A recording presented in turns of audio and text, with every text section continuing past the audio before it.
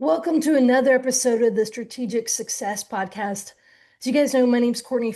A lot of you know that I was born and raised and spent most of my life in the greater New Orleans area. And here we are, August 2025. And coming up at the end of this month, on August 29th, 2025, it'll be the 20th anniversary of Hurricane Katrina. So I'm going to start a little mini series here talking about Katrina, its impacts on housing, and sharing some stories. So whether you're from the Gulf South region and was impacted by Hurricane Katrina, maybe you came and volunteered, which thank you for that. I know many people did. And over the years, as I've met many people throughout the country, they said, hey, I went down with my church or with an organization down to Katrina. Or maybe you're just curious.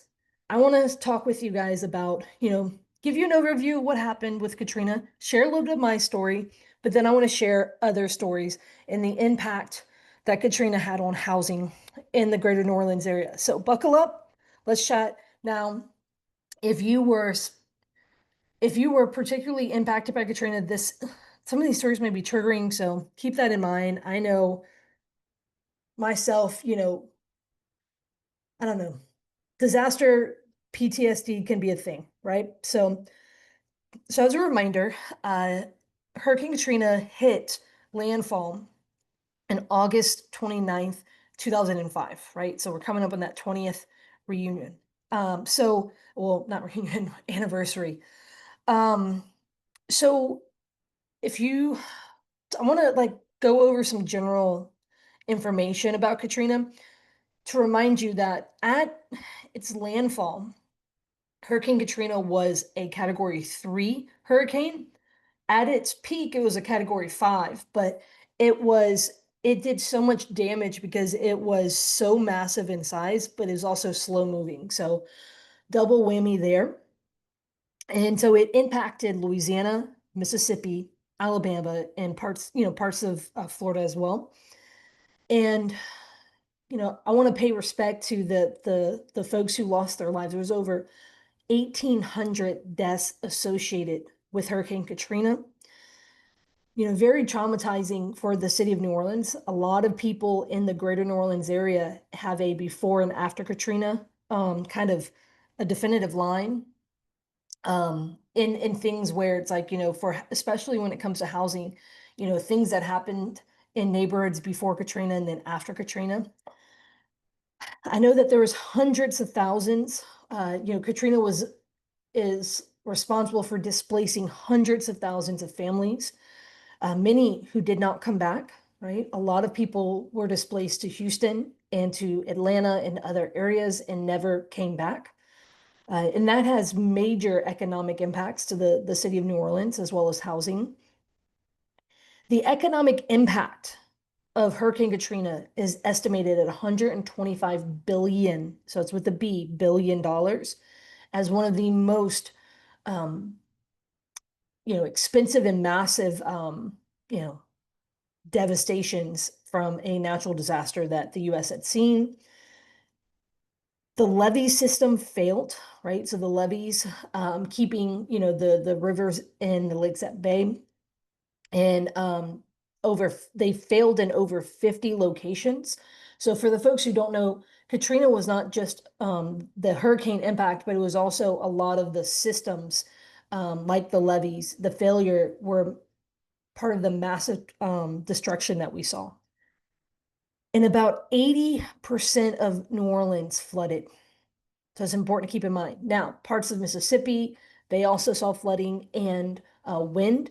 And then because of its size and whatnot, it actually went pretty far inland. So many places, like even up to the Baton Rouge area, saw devastation as well.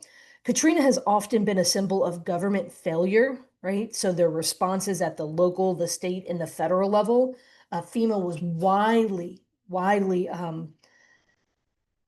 criticized for a lot of its delayed responses and various things. So like, for example, when someone had their house was completely flooded, Well, one of the things that FEMA did was provide FEMA trailers. So these were nondescript, not fancy. They did not have any bells or whistles, but pretty much like a very baseline uh, pull behind RV trailer. And they would deliver them, put them in someone's driveway, their yard, like right in front of their house. And people, they were meant to be temporary housing, right? When your house is completely, gutted or, whatever, and uninhabitable, one of the things they did was they opted to use these FEMA trailers. And 144,000 of them were distributed. So significant, a significant amount. Um, I would say that, and that's like, by the way, like to give you an idea of the greater New Orleans area, that's like 10%, right? So now granted, maybe people were displaced in other ways, right? But like that was one thing they did. But then there was the major um, you know, trailer situation with formaldehyde, right? And so they found heavy traces of formaldehyde in the trailers, right? These were meant to be, temporary housing for 3 to 6 months, and then people were living in them for 3 to 5 years. Like that's a significant factor. And a huge part to that is like so that caused a lot of, major legal battles, tons of um examples. That's like probably one of the biggest that a lot of people heard about, or the Army Corps of Engineers and the levees, and how New Orleans was aware of issues with the levees, and nothing was done about them or whatever. So a lot of these are stories of major government mismanagement. I mean, so all of that is wild, right? And so let's kind of talk through some of the things that happened, right? And so real quick, a little bit about my story with Katrina. So I was born and raised in Slidell, which is a suburb of New Orleans, so 30 minutes to downtown New Orleans, so nearby, right? Consider the North Shore. Some people who are from the city of New Orleans would laugh and say you're not from New Orleans. You only get that if you're local, But that is so when you look at Louisiana, we're on the North Shore, right? So north, there's a big lake in between. And I was 15 years old when Hurricane Katrina hit. So I was a freshman in high school when Katrina hit. My family at that time, my parents were divorced, and my mom and my sisters and I and my stepdad, we evacuated to Tennessee. I remember because when we were up there, it took forever to find, hotels that had availability, things like that. And in our hotel, we ran into multiple people from my school. My sister had just given birth, so we had my 2-week-old niece at the time. So, it was important that we got somewhere where, my sister as a new mom could recover, and my newborn niece, could properly be taken care of. So all of that, we evacuated far from home. Even though my family again was on the North Shore, we were in harm's way. And my dad, I remember me and my sisters had got on the phone with my dad. My dad lived right on the state line, right over in Mississippi. And we begged him at the very last minute on the phone to leave, and he did. It took him, I think Beaumont's like a 5-hour drive normally. I think it took him like 18 plus hours to get to Beaumont. And he took, I remember it was his smallest car. It was a BMW M Roadster or M3 Roadster, little yellow. That M3 Roadster is a little two-seater, small loaded ground, stick shift, and it had a trunk the size of a shoebox. And unfortunately, that's about all he put in there. He put in some clothes, some photos, some important documents. Keep in mind, because that's going to apply here in a second. Thankfully, he was able to get to Beaumont and out of harm's way. Thankfully. Like, truly, I say that. Because my dad's house, which is when my parents were divorced as, high schooler, I was going there, every, every other weekend or stuff like that. I would spend my summers there. So I had a lot of my trophies there. I had, some gaming systems, whatnot. And that was, you know, I guess not my main childhood home, but one of them, right? And but it was the house that my dad's one of 10 siblings.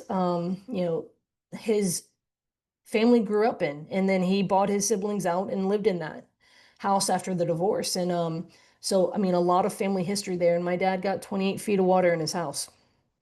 The town of Pearlington, Mississippi is often considered ground zero for Hurricane Katrina, but it's never talked about because it's a town of 900 people. Um, I think out of all of those, I think there was only two houses that did not see significant damage in that entire town. So, um, again, 28 feet of water. He had a split level house and it was like 4 feet into the attic. Um, and all throughout, the house.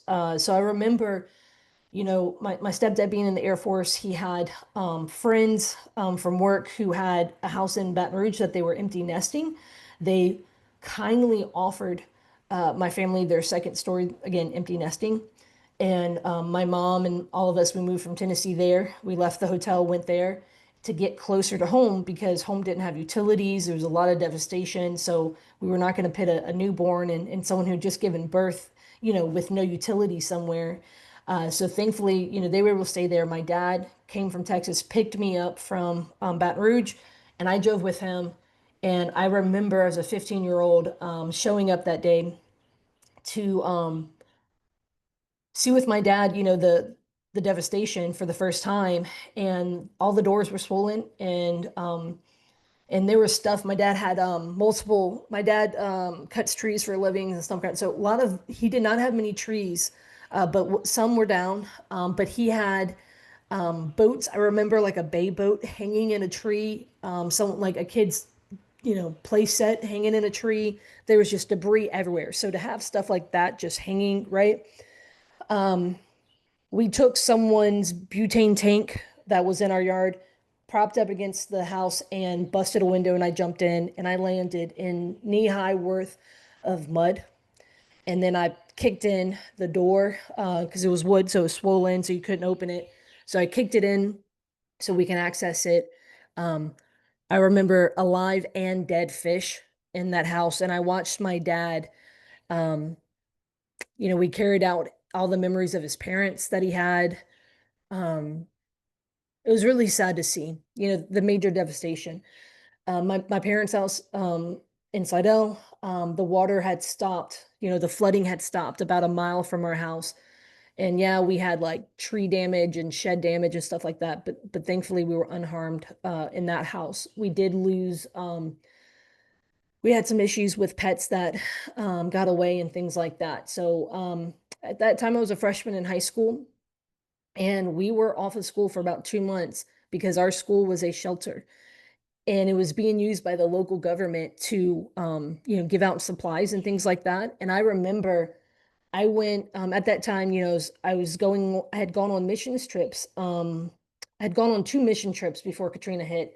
And so I volunteered with two churches because as a teenager, you know, I couldn't go to school because our school was being used for, emergency services. And so I went and volunteered with two different churches with, Salvation Army and Convoy of Hope came and were delivering supplies. And I remember I would hand out supplies to like my teacher, like one of my teachers, I was giving them supplies in the supply run of necessities, food, cleaning supplies, tarps, things like that. Very wild time. Ultimately, um, a lot of ultimately I went back to school, like they opened the schools and a lot of the areas where Slidell is has waterfront areas to it, right? It's north of the shore of Lake Pontchartrain, and one of our most I don't know, bigger rivalries, high school wise, completely devastated with Salmon High School. So they had major flooding. It was near the lake. And so the way that they set it up is that the high school, we went in the morning and, but we went and had to go a little bit earlier and we got off a little bit later and, a little bit earlier or whatever. And then the second half of the day, Salmon High School, they went and they cut a lot of the extracurricular stuff. And we just shared, two schools shared the same high school for the year. And to finish, to do the year while they kind of got to a position where they could then have students on their, you know, at their location of their high school. So yeah, so that, it was a very interesting time, here as a real estate investor now. So that's a lot of, my story. Um, Thankfully, my family was okay. My dad was able to not only get a FEMA, he did have one of those FEMA trailers. So that's a part of his story. And then MEMA brought a cottage, so like a little studio cottage. He was then allowed to buy it for a very nominal fee, but he then had to get raised like 17 feet in the air. We call it the birdhouse.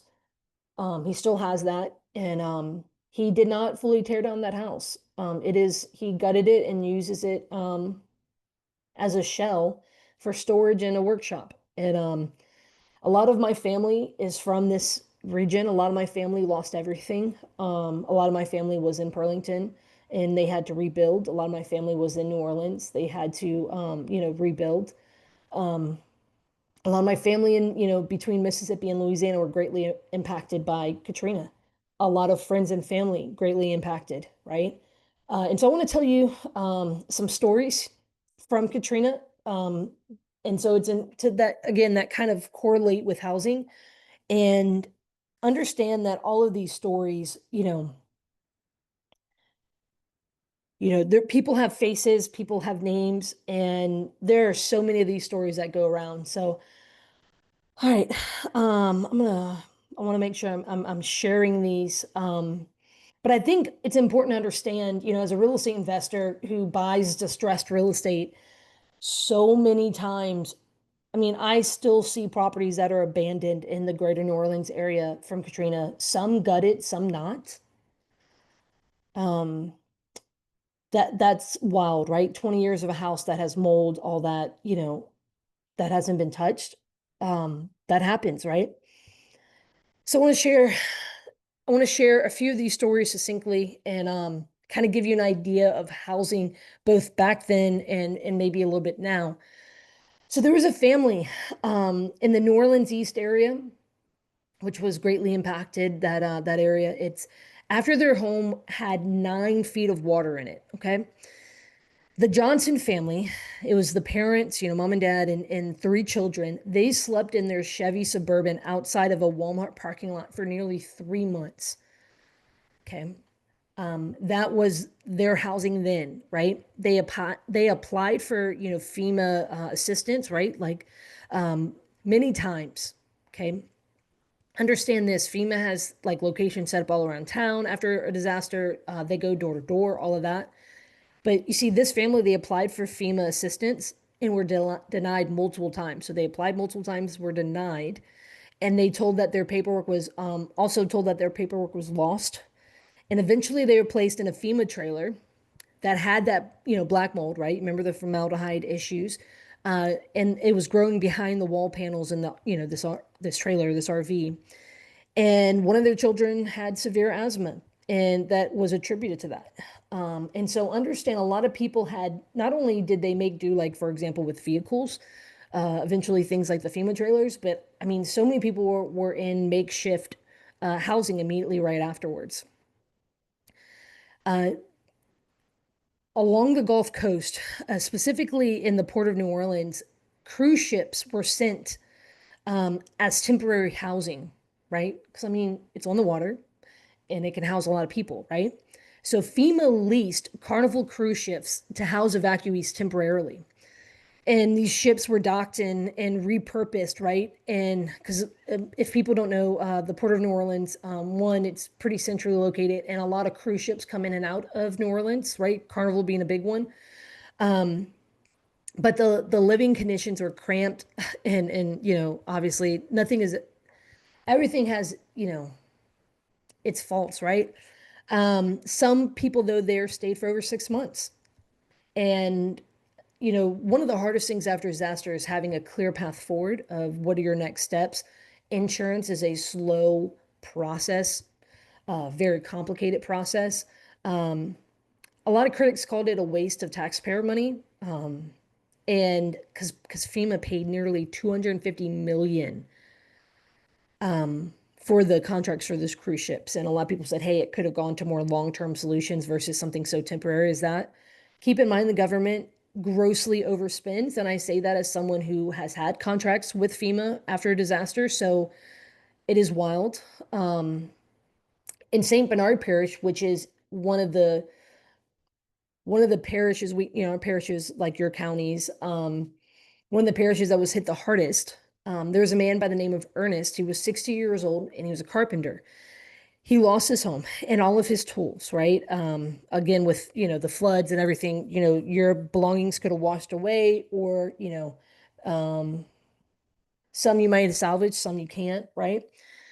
When FEMA denied him of assistance, right, to rebuild due to a paperwork error, so he got no insurance payout, okay, due to something that someone will call a fine print for his flood policy. Again, when you're doing an insurance claim, they're like, what's the source of the disaster? And so when the source of the disaster comes from water, you have to do a flood insurance claim, right?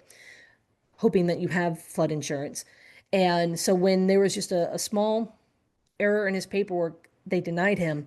So he lived in a tent for a year. He took some odd and end jobs. And Mr. Ernest, he did that until he can save enough money to rebuild a small shotgun house by hand. Now, shotgun houses are pretty common here in New Orleans. And I mean, his resilience was a local picture of a symbol of the recovery that a lot of people took, the efforts they took. And a lot of neighbors came to him for help. If many of you guys know, I am a co-host of the WWL Home Improvement Show. And that show was created after Hurricane Katrina. They were, had conceived of the idea before Katrina.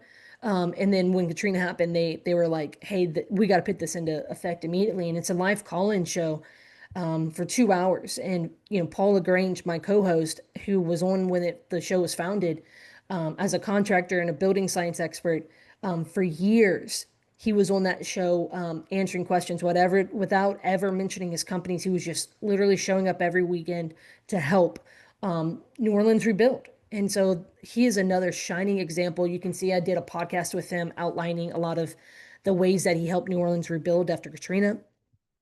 And so Mr. Ernest, similar to him, many people took, when insurance fell short, whether it was just not enough money, they got denied, they didn't have insurance, whatever that looked like.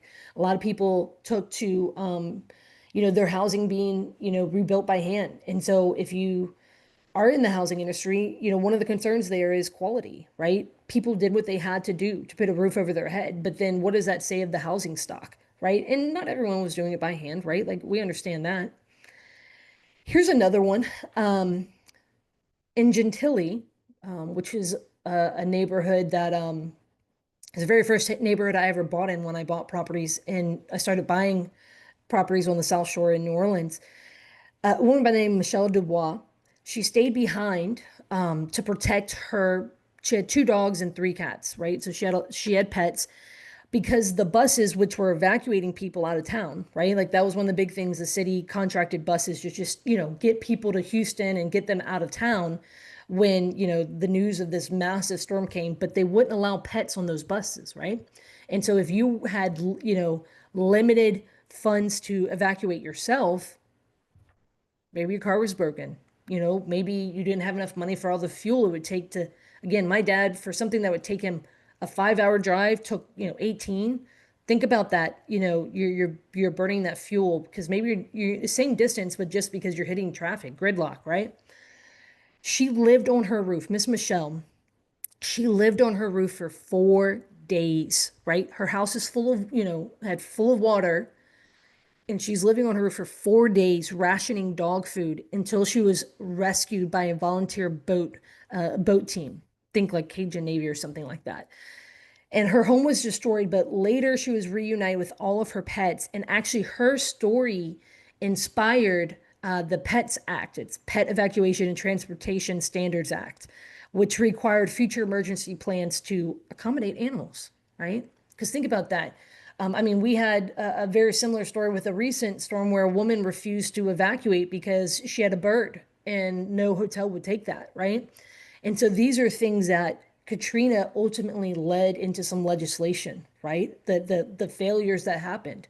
And I know I love my pets, right? Thankfully we were able to take them with us, right? But imagine the difficulty of that if you couldn't. New Orleans Lakeview area, which is another Lakeview, right? Waterfront area. A lot of New Orleans is. Entire blocks were abandoned. Okay, blocks of that area due to insurance issues, title complications, and lack of federal support. One resident, they were a former school teacher. They returned in 2007. So, you know, her Hurricane Katrina hit end of August 2005, right? So they returned in 2007 to find her street had just two occupied houses and 15 empty lots. A lot of that happened after Katrina, right? People, you know, a lot of people didn't come back or they didn't come back quickly. A lot of people, they were fighting with insurance from afar. A lot of people just chose to just give up. See, that woman is one of many who can tell that story where they saw the impact of their neighborhood, right? Let's see. Speaking of, government assistance and things like that, a lot of people know there's something called Road Home. And, especially for the lower Ninth Ward, which is an area that was greatly, again, many of the city was greatly impacted, but that area was one of the hardest hits. The Road Home program, it was designed to help Louisiana homeowners rebuild. And unfortunately, the way that system was set up for both, by the way, primary homes as well as investment properties. They have different programs for each. And the way that it was formulated was that the money you receive was based on pre-storm property value rather than actual rebuilding cost. And so a lot of people who were in more impoverished areas received less money, right? And so there is a level, so let's just say you have a 2,000 square foot home. To rebuild and remodel that house, sure, your finishes may be different than a 2,000 square foot home in another neighborhood. But your general costs are going to be the same, right? Like level of lumber, or different things, right? Insulation, flooring, sheetrock, paint, things like that. There's a lot of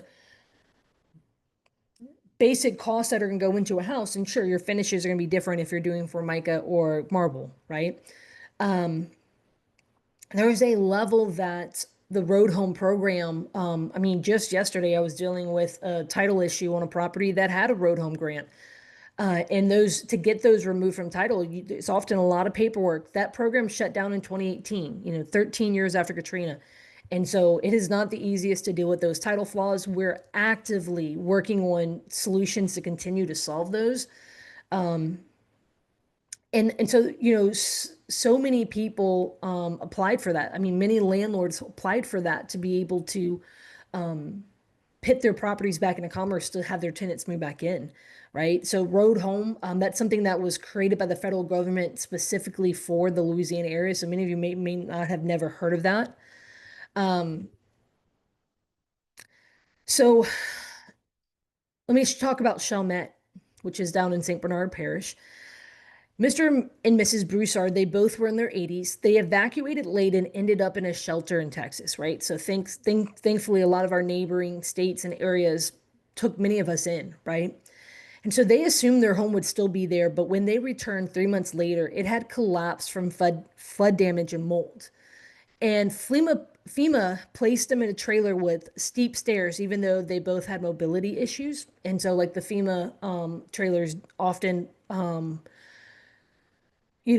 had steps to get into them. And it took over a year for them to relocate it to, appropriate senior housing with wheelchair access. So that was one of those big issues. Anyone who had, any sort of special needs, right? Whether it's like, for example, evacuating with your pets or health issues or mobility issues or anything along those lines, it was greatly exasperated during Katrina, right?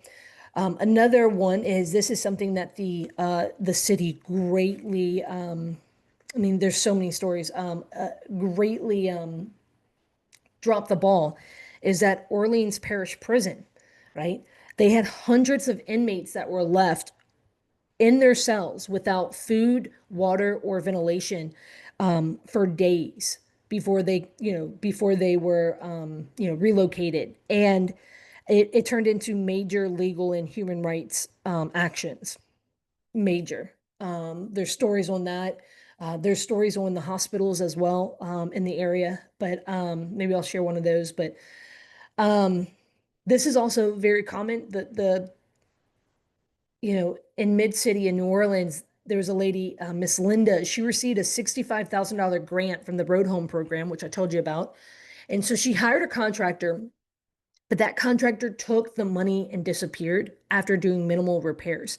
And so, with no savings and no legal recourse, she lived in a half-gutted house with no working kitchen or electricity for nearly 2 years. And eventually, community volunteers helped her finish rebuilding. Contractor fraud is massively runs rampant after, situations like this, unfortunately. And I know a lot of times the attorney general does their best to try to arrest, scammers and things like that. But, storm chasers absolutely will flock into the area. And we need, reputable contractors come in and help because all the current contractors, all the current roofers, all the current, HVAC companies, all the current, drywall installers, not only are they dealing with their own homes, but they're inundated with work, right? And then all their workers have their own problems, right? So we need the excess help, but as you know, there are those who come with ill intent because there's so much money flowing from insurance to grants to just out of pocket to, just so many more homes need help. Remember, 80% of New Orleans, around 80%, flooded. So in the lower ninth ward, again, um, there was a tenant named James. They were renting out a shotgun double, so a duplex. And keep in mind, insurance, when a landlord has insurance on a property, it covers the property, not the tenant's contents.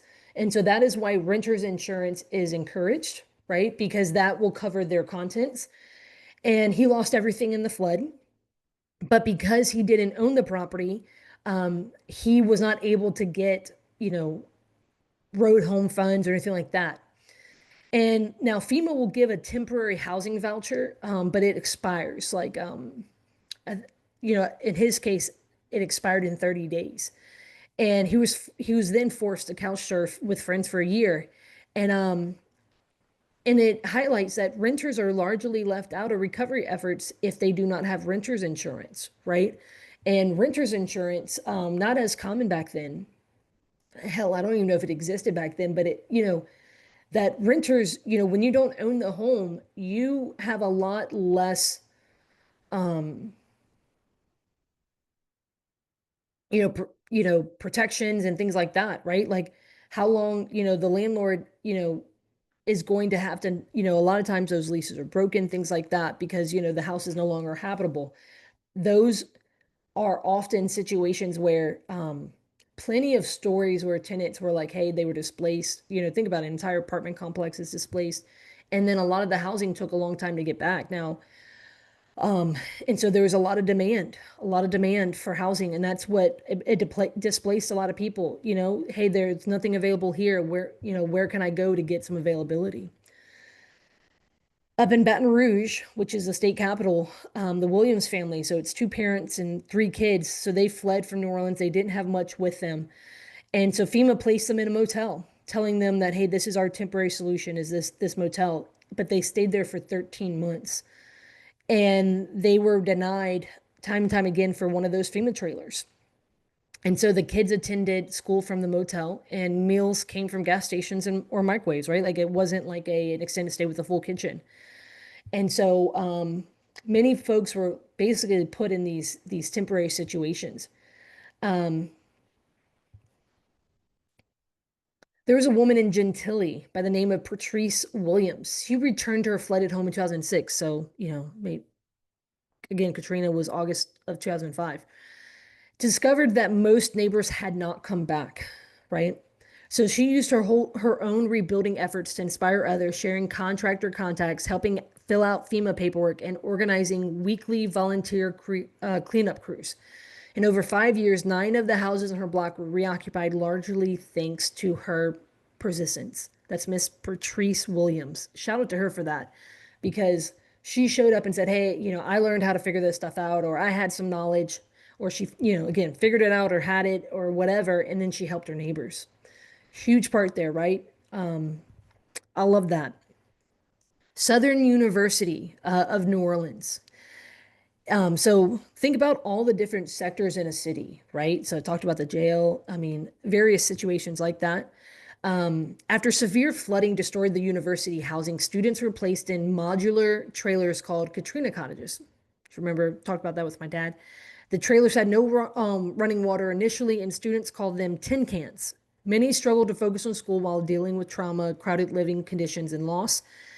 And Southern University of New Orleans eventually built new housing, but it took more than 4 years. Okay. Ultimately,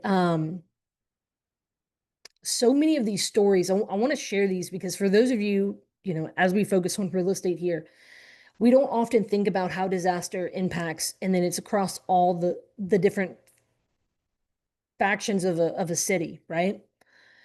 As well as all the different processes, right? So in the lower ninth, there was one named Cynthia Robinson had secured materials and a contractor to begin repairs on her damaged home, right? So let's just say she had a gutted home, and she was lining everything up, right? A lot of it is a hurry up and wait, right? Hurry up and get your insurance claim, get these grants, get this FEMA assistance, all this stuff.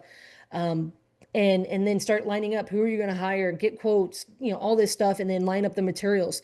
And then one day, while staying with relatives, she learned that her house had been bulldozed by mistake under a city blight clearing order. She had no notice, and FEMA denied further assistance since she had already received an initial payout. She never rebuilt and later joined a lawsuit against the city. Yep, stories like that happened, right? Um, because there was so much delay in people's ability to rebuild. Think about the red tape that comes with, permits, the red tape that comes with, blighted properties, right? And there was issues like this that arose.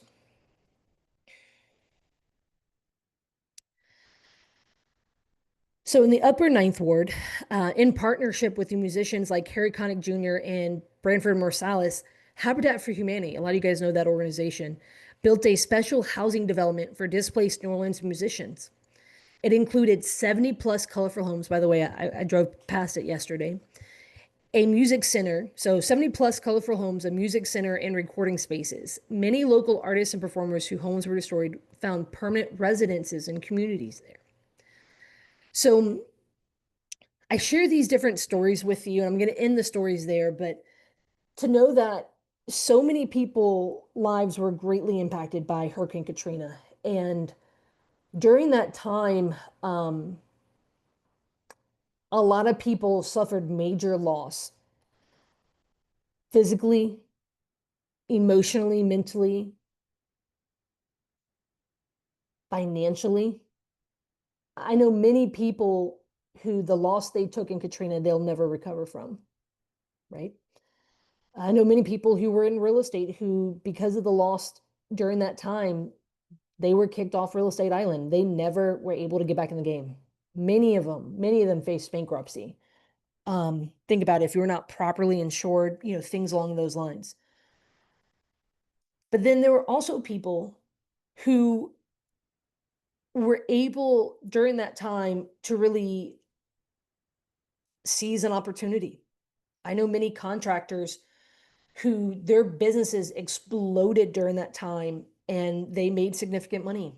I know many investors who made great money solving problems during that time, whether it was, contracts for housing right afterwards, whether it was buying properties, whether it was, whatever that looked like. And so In my next few videos for the podcast, I am going to be sharing stories that are going to be interviews with individuals during that time. As a reminder, I was 15 years old. I was not investing in real estate when Katrina hit. I wish, I wish I did, right? I wish I did. And so I'm going to really just be sharing as a local New Orleans or a New Orleans native who is, looking to share stories, but really with the real estate spin on it. And so thank you guys for tuning in today. I hope that these stories start to kind of shed some light. And then for those who lived through it, my hope is that you're continuing to you know, be able to move on and see some of the good that came out of it, right? And so shout out to all who went through it, who helped and who are continuing to help folks who even 20 years later are still trying to recover. Um, I know plenty of folks who they have damage from Katrina and they're still trying to find a solution for it. So many of us who are solutions based are out there trying to provide solutions and help the folks in our community so New Orleans can fully recover. So appreciate you guys tuning in. Stay tuned for more in this little mini series here, sharing stories from Katrina and how it impacted housing. Y'all stay tuned in and see you guys next time.